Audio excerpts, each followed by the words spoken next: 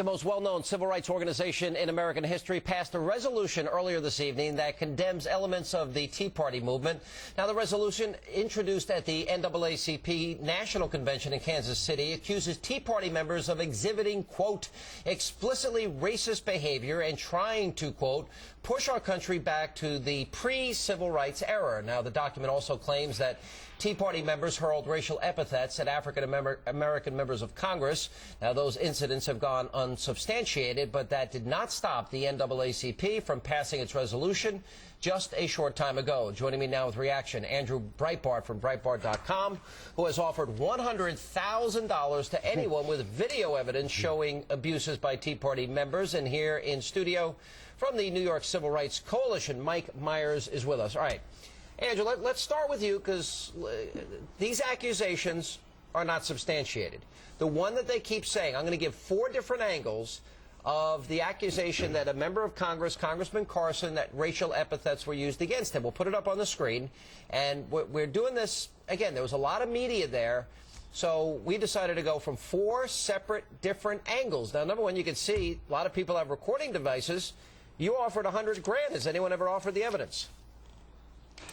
No, they didn't offer the evidence, and that's all I could do at the very beginning. But it took a few weeks to compile evidence of the videos of the exact area where Congressman Carson said that he walked down and heard the N-word 15 times by 15 different people, and he said that the people started to crowd around them like he thought that they were going to throw rocks at them. We can show you these videos where it clearly did not happen that way, and we see Congressman John Shadegg walking a beat behind them with a smile on their face, and you don't hear anything. You hear kill the bill, and that's it. Yeah.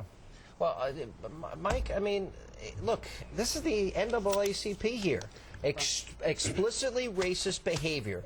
I think one of the worst things you can call somebody is a racist. The NAACP is a 101-year-old organization. It is showing signs of Alzheimer's.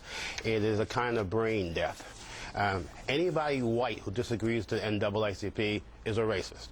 Anybody black who disagrees with the NAACP is pilloried with racial calumny. They're an Uncle Tom, or they are a Negro. This is a sign of brain death, because this is and the irony of it all is that the NAACP is accusing the Tea Party of wanting to push America to the past, pre-civil rights era, and that's exactly where the NAACP is stuck. In the past, it does not see, it does not recognize the significant racial progress in this nation. The president said of the NAACP, he said the following. He said, "We felt that the time had come to stand up and say..." Who is that? It's Ben Jealous, a nobody. Right. Okay, well, all right, hang on a second. The time has come to say it's time for the Tea Party to be responsible members of this democracy and make sure that they don't tolerate bigots or bigotry among their members. Now, here's the problem. Yeah. If that is the standard, right, would that standard apply to Barack Obama in this sense, sitting in Jeremiah Wright's church? Would that apply to them? Are they going to condemn the new Black Panther Party for standing in front of a polling place, hurling racial epithets at voters? Better yet, at an NAACP-sponsored press conference, the NAACP had a speaker there who was condemning a black member of the Tea Party as an Uncle Tom. At this conference? As a Negro. No, at a press conference in May. As an Uncle Tom, as a Negro, because this black man who is a free market person doesn't agree with them. Yeah. Now, this is the NAACP engaging in racial calumny, and that's why I say the NAACP is not only a hypocrite, it has betrayed its principles as a sane organization. It is brain dead. All right, let me go back to you, Andrew, here for just a second here.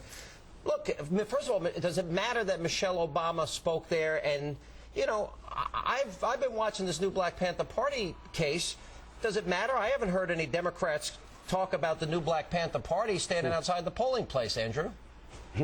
Well, yeah, obviously this is coordinated with the White House. Michelle Obama would not go somewhere if she didn't want to be in harm's way. So she was drawing attention to this. and it worked. I will say this. Mike Myers, you're an American hero for standing up against this type of stuff. Kenneth Gladney was beaten by the SEIU and called the N-word. One of the people at the NAACP in St. Louis called him an Uncle Tom. He's a black Tea Party guy. They called him an Uncle Tom. And if you want to talk about the state of the NAACP and the Democratic Party right now, on a technicality, Cedra Crenshaw is the Tea Party candidate in Joliet, Illinois, and the Chicago machine took her off of the ballot. They do not want to have a black conservative running because it undermines their desire to in a summer of bad economics, to create division in this country because they're so fearful of what's going to happen in November. Cedric Crenshaw, yes. Andrew is exactly right. The NAACP is now a political arm of the White House.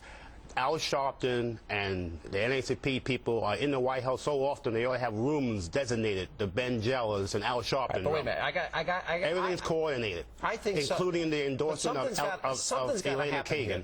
Either the NAACP proves this, or I think the NAACP should apologize. They're not going to apologize because all they do is engage in racial rhetoric.